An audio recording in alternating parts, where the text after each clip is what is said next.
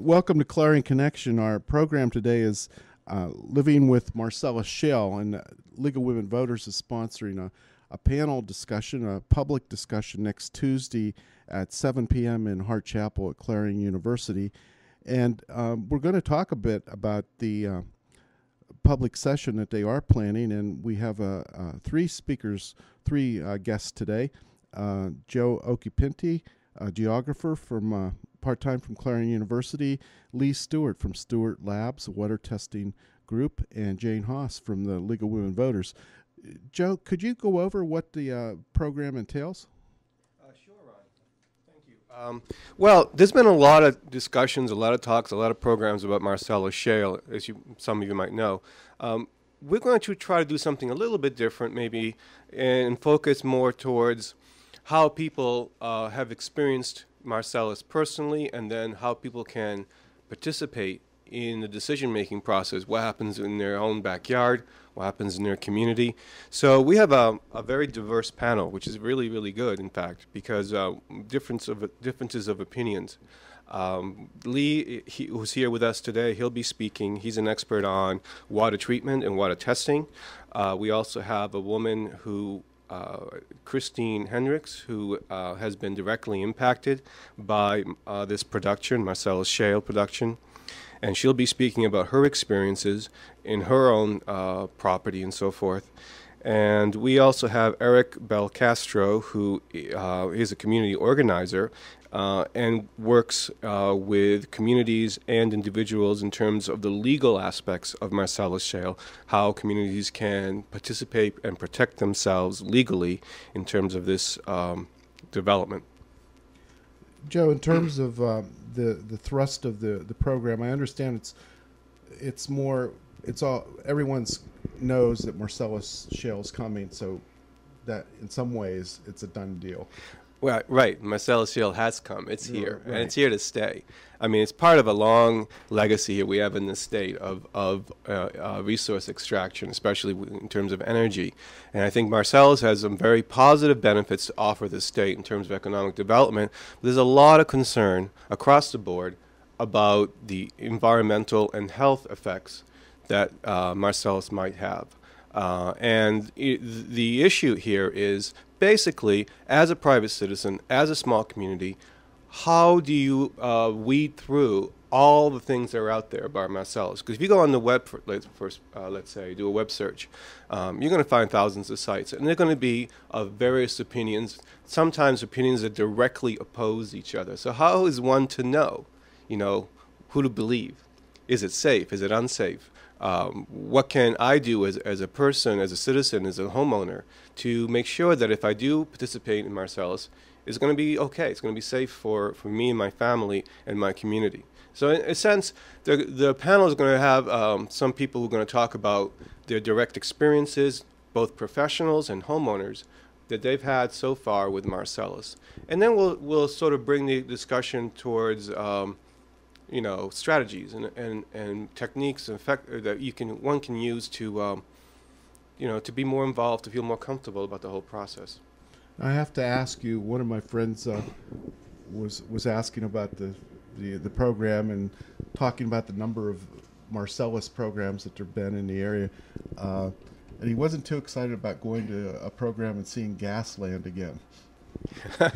Well, Gasland has been shown quite a bit. I do agree, and in fact, it's a number of years old at this point. There's a lot more that we can talk about at this point in Gasland. Now, we're not going to be showing Gasland. Oh. What we're going to be doing actually is talking to people with very different opinions. Some of us actually are very supportive of Marcellus development. So it's not like that we are going to get a dogmatic program. We're going to really try to bring in lots of different opinions.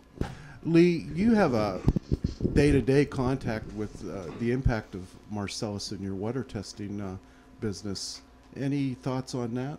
Yes, Ron. We've tested pre-drill and post-drill analysis of water around gas wells since 1988. And I believe that generally the industry are reputable actors. There are always bad actors out there, and that's what the regulations are for. Make sure that people aren't dumping garbage down the creeks and down people's wells, and keep them enforce the regulations and make them live up to the standards that we want. You know, we want to protect our environment, protect our water. You know, that's very important to us. We don't want to crap up our backyard.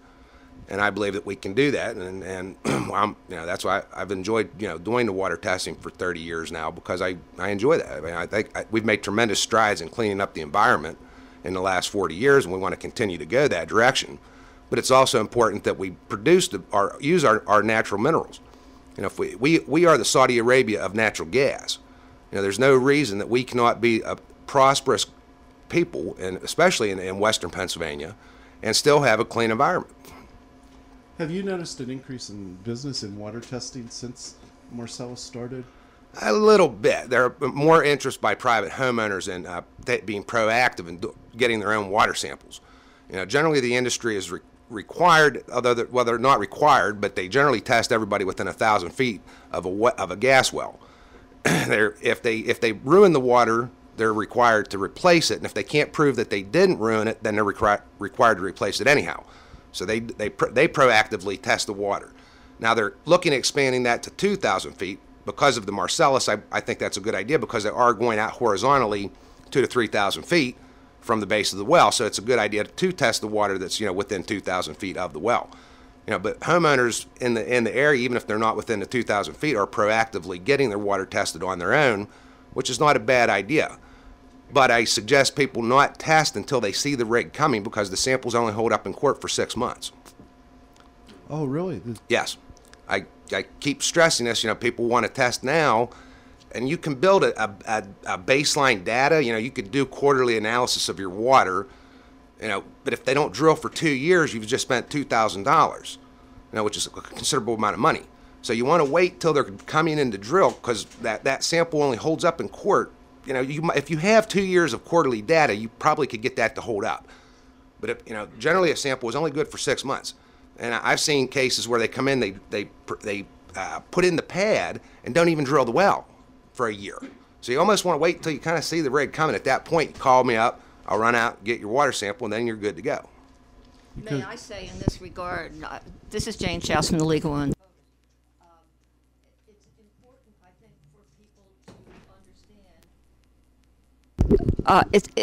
understand. It's important for people to understand that it's not useful for them to take a sample themselves with their own bottle out of their own cupboard, because there's always suspicion that somehow or other that bottle, the transport, whatever, has become contaminated. It's important to have a professional do it so that that is absolutely removed from any kind of personal involvement, right? Correct. Jane, the League of Women Voters in Clarion County is part of a larger organization. Has the larger organization looked into the Marcellus impact? Indeed they have, Ron. The League, as I hope everybody knows, even though it's called voters, we never support or oppose any candidates, but we do take strong positions on issues. And that's only after thorough study has been done of all sides of the issue and after consensus has been reached with all the members. Each individual league in Pennsylvania, for example, studied this question separately, came to a decision themselves, and then that went to the state organization, which has passed concern for the whole Marcellus situation. Our position is generally recognizing that Marcellus drilling is going to continue. It's an economic benefit in a number of ways, as Joe has outlined, and we're all for that. However, we do have concerns. We do have concerns about protection of the air, of the land, and especially of the water, as Lee has said.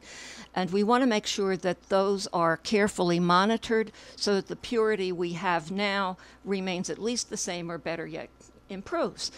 In addition, we're strongly supportive of the supervision by appropriate agencies like the Department of Environmental Protection to make sure that the drilling is done properly, that as it continues there are no accidents, or if there are, that they're dealt with in a safe and expedient way, and to make sure that the legislation that occurs, that has already occurred and that will occur subsequently, are in support of the people's local right to express opinion about this.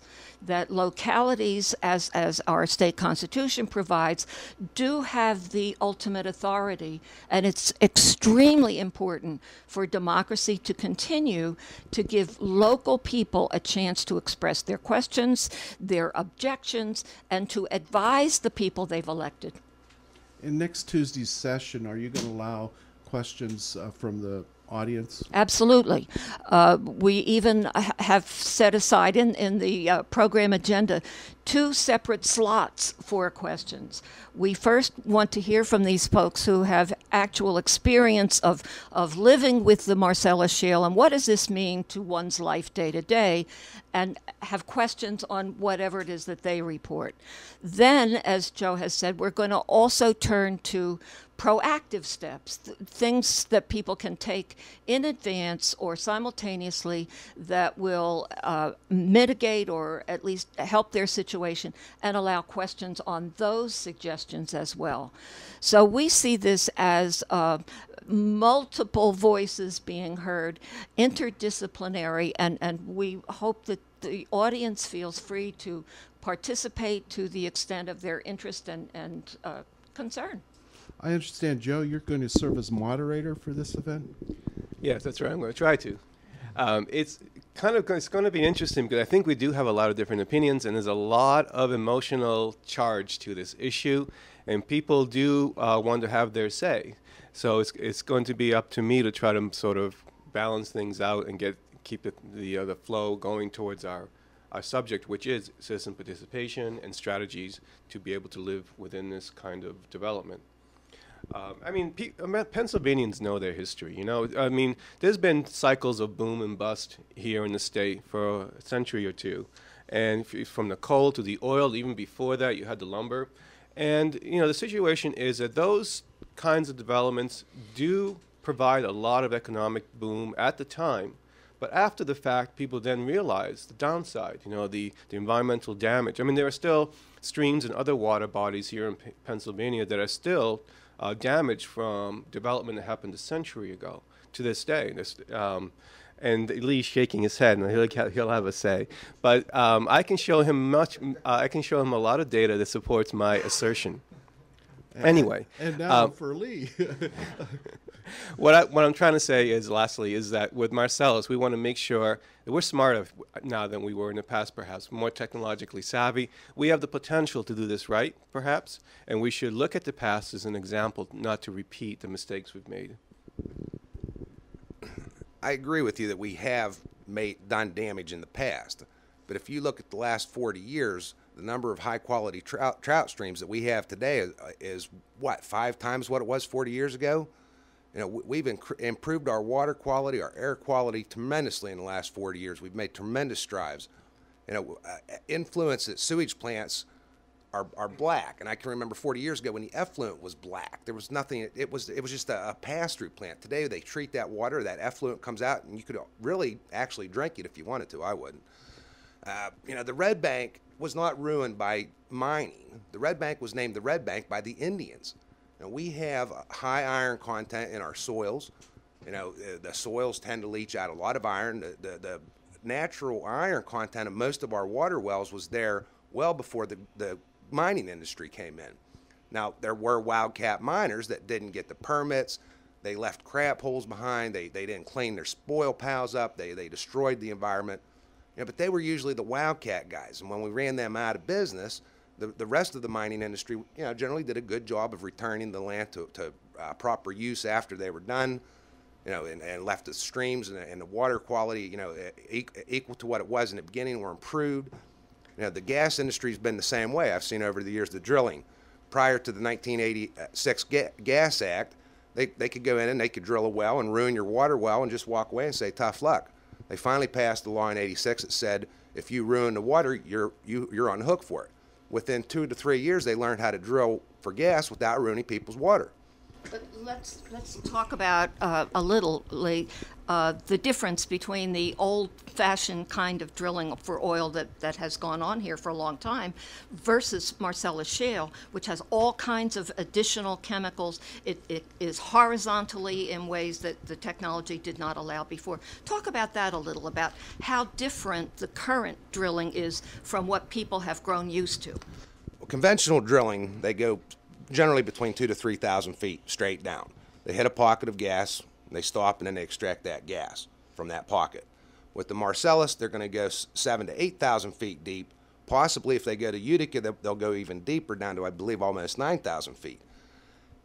There are potential problems because, you know, the ground is, even though it's relatively solid for 9,000 feet, there are cracks in that ground formation. There are, you know, possibility of the frack waters and whatnot coming up into the water table. Highly unlikely, but it's not out of the realm of possibility. I mean, it could happen. You know, we're not sure completely. We haven't had enough of it in the area to know for sure. But, you know, when they go down 8,000 feet, and then they go out horizontally and up to a mile. So where an old conventional gas well needed I believe, 1,000-foot radius, or not even that. I think it was less than that, maybe 800.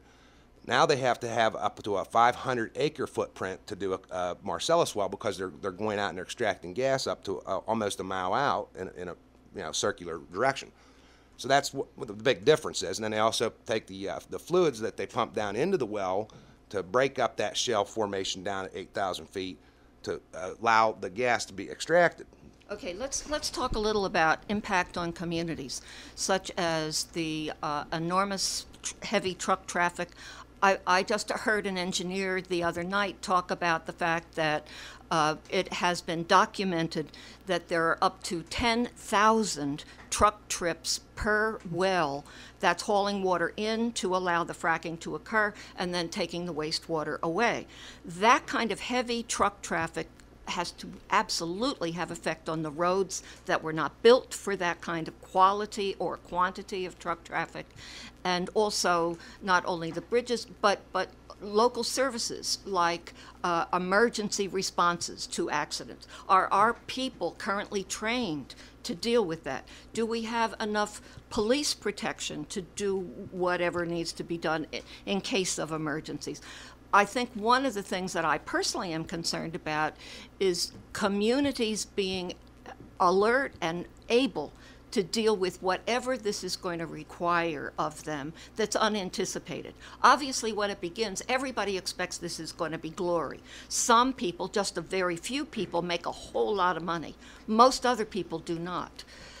But the fact is that the impacts spread across the whole community.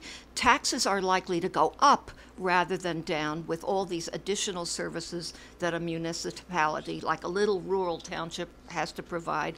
So there are all kinds of impacts that we need to anticipate and try to mitigate in any way we know how.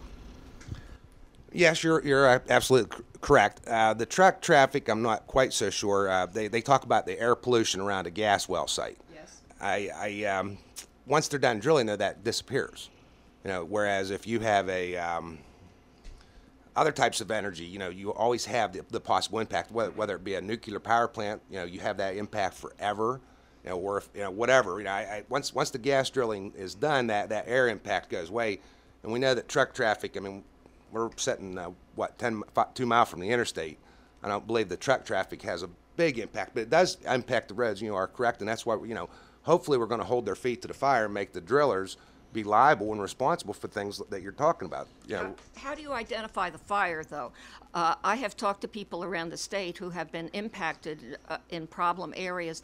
They have tried to get the attention of DEP, Department of Environmental Protection, and all too often DEP doesn't have enough staff to respond in a timely way. So there are respond to emergencies in a given site. Well, I think you're always going to have potential for impact from emergencies. You know, there's no way to totally mitigate, you know, whether it be a wellhead explosion. You know, we've seen a couple of those out in Clearfield and down south, I believe. You know, but anytime you're producing, you're working, there's a potential impact of a negative impact. I mean, you could always have, you know, whatever, unless you're living in a cave and eating berries, you're going to have a potential, for pollution and for, for a hazard, whether it be an explosion. We need to anticipate those problems as best as we can, and I believe that we're trying to. Yes, Joe. I know the truck traffic was that concern was aired a few weeks ago on this program when we had some people and the businesses connected with the Piney Dam power plant project. They're proposing to put a water treatment facility in there, and the road's way too near have those big.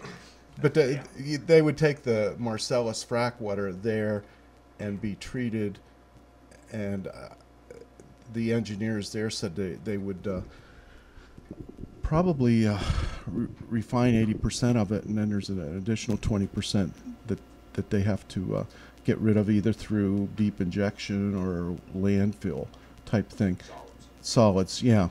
And so there's, the impact of the Marcellus is more than just the drilling around here, but truck traffic is a concern.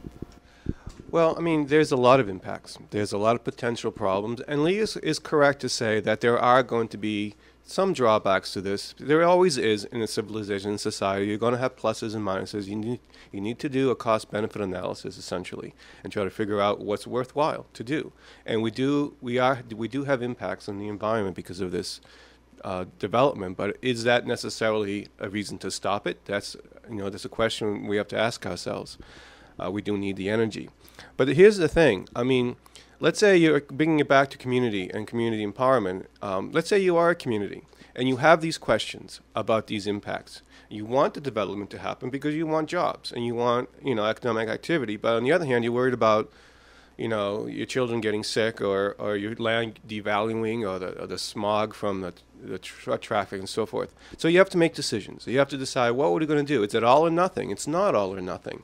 Maybe we can decide to limit this development to certain areas. Maybe we don't want it to happen near schools, near residential areas. Maybe we only want it in certain places. If you're a large farming community with huge spreads, it may not be much of a concern. Maybe it's not a big issue.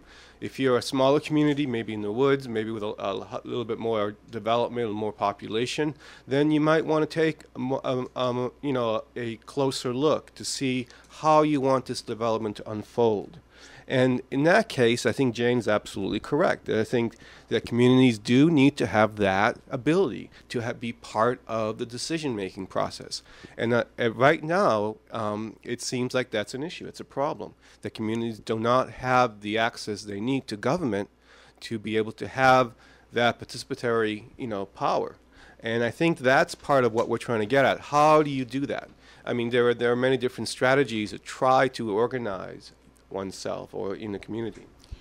Yes, it amazed me when I was campaigning in Farmington Township against a proposal to drill right in the community park.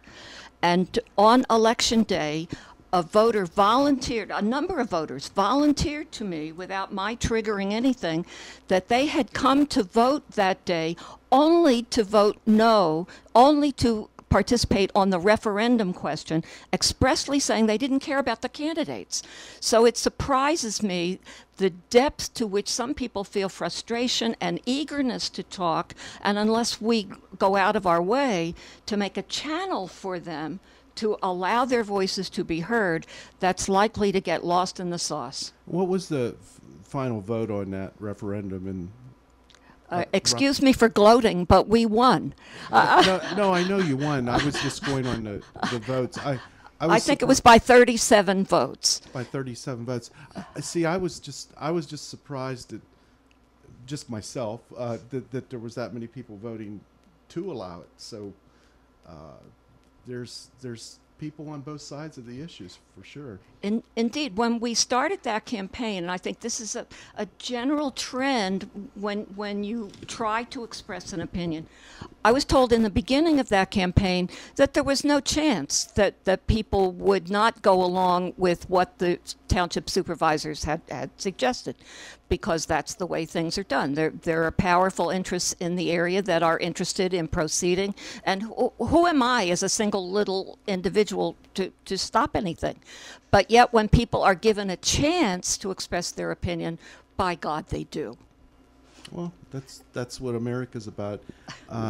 Lee, I was going to ask, when we were talking before about the way these wells were driven in the past, when you travel through Clarion County, you notice a lot of these little metal things sitting in the middle of a field, and I understand that they're essentially gas wells. Yes. And the except for the size, the basic principle of how they obtained that gas is about the same as fracking now? Yes. You know, when you drill into a pocket, a conventional pocket of gas, you know, it can just travel out of that pocket up the pipe, you know, relatively easy, because gas, you know, seeks the easiest route to go. It's trapped in underneath the ground. Once you open that pocket up, it can easily travel up the hole.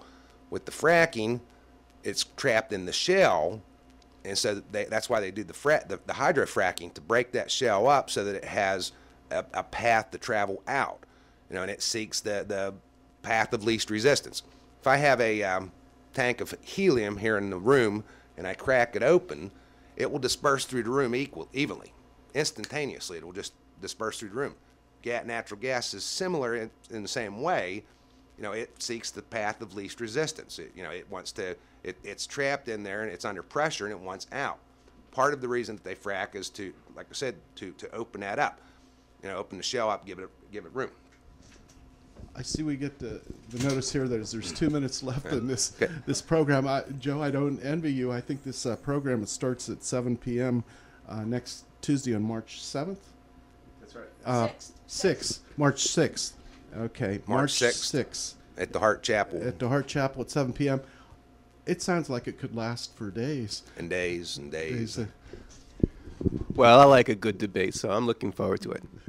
And we are really serious about trying to contain the length. You're right, this could go on for days, but nobody wants to sit that long. So we're going to try to have everybody's remarks kept brief and have a speedy and zippy kind of discussion. Well, I think it is good to have a good civic discussion on this, and there are obviously all kinds of sides on this, and I applaud the League of Women Voters for having it and telling people, hey, this isn't just some liberal agenda, that it affects the whole county. We want what's best for everybody. Right. We want what's best for every. Right. And the environment. Well, and our succeeding generations. You know, whether you're left or right, conservative or liberal, I think we can all agree, most of us can agree, that citizen empowerment is a good thing. I think that's what we want to talk about. Well, thanks for joining us on Clarion Connection. I think it's been an excellent discussion. We will post copies of this discussion on clarionconnection.blogspot.com, and this also plays on C93 in Clarion. I would like to say, as a result of last week's program on Suboxone in Clarion County, we do encourage anyone that wants to offer another view of the use of Suboxone in Clarion County to join me on the program. Just call us at the radio station and we'll be happy to include you in a future program.